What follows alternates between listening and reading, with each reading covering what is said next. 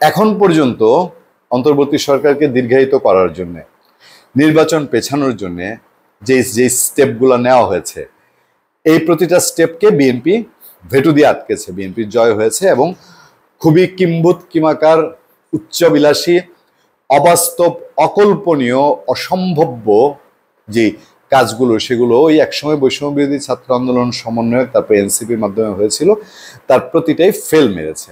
ধরেন আওয়ামী লীগ নিষিদ্ধ করা, ধরেন রাষ্ট্রপতি সরিয়ে দেওয়া, শেষ পর্যন্ত সেনাপ্রধানকে বিতর্কিত করা, তারপর বাংলাদেশের সংবিধান অকার্যকর হয়ে গেছে বলা, এরপরেও এসে জুলাই ঘোষণাপত্র, যেটা তারা বলেছিল যে 30 ডিসেম্বর না হলে আর কখনোই না, নাও অর নেভার, সেই জুলাই ঘোষণাপত্র, এরপর বাংলাদেশের সাংবিধানিক নাম পরিবর্তন, এই প্রতিটা জিনিসেই অন্ধকারে চুবিয়ে মরেছে। এরপর সংস্কার, এরপর স্থানীয় সরকার নির্বাচন, আগে প্রত্যেকটা কাজই কিন্তু নির্বাচনকে পিছিয়ে দেয় এবং বর্তমান সরকারকে অনেক টাইম টেনে নেয়া, দীর্ঘ সময় এই সরকার যেন থাকে, এটার একটা প্রক্রিয়া বলেই বিএনপি মনে করে। অনেক অনেক বক্তৃতায় তারা এটা বলেছে। তো কি হলো, স্থানীয় সরকার নির্বাচন কোনোভাবেই সম্ভব না জাতীয় নির্বাচনের আগে। এবার সংস্কারের বিষয়টায় বিএনপি পথ চলছে বর্তমান সরকারের সাথে সহযোগিতার পথ, তবে আকাশচুম্বী সংস্কার তারা প্রত্যাশা করে না। এবং বিএনপির স্থায়ী কমিটির সদস্য আমির কুসুম মাহমুদ চৌধুরী বলেছেন যে সরি, এটা আপনাদের কাজ না। মানে সংস্কার মনে প্রাণে বিএনপি কতটা চায় সরকারের হাতে জানি না। বিএনপি নেতারা বলছেন ওই যে আমাদের 31 দফাই যথেষ্ট। আচ্ছা, এই কাজগুলোর পরে এখন একটা আবার নতুন বাতাস, এবং এটা কিন্তু যদি শুধু রিউমার হতো তা না। সার্জিস আলম সরকারের নিশ্চয়ই শুভানুধ্যায়ী ডক্টর ইউনূসেরও, তিনি ডক্টর ইউনূসকে 5 বছরের জন্য তিনি প্রধানমন্ত্রী দেখতে চান। এইটাও এরকম একটা বিষয় কিনা আমরা বিএনপি নেতাদের মুখে একটু জানবো, তাদের কথা যেগুলো আসছে আমরা সেখান থেকেই জানবো। এবং এই যে একজনকে প্রধানমন্ত্রী 5 বছর, এই আলাপটা গিয়ে 10 বছরে উঠে গেছে জানেন।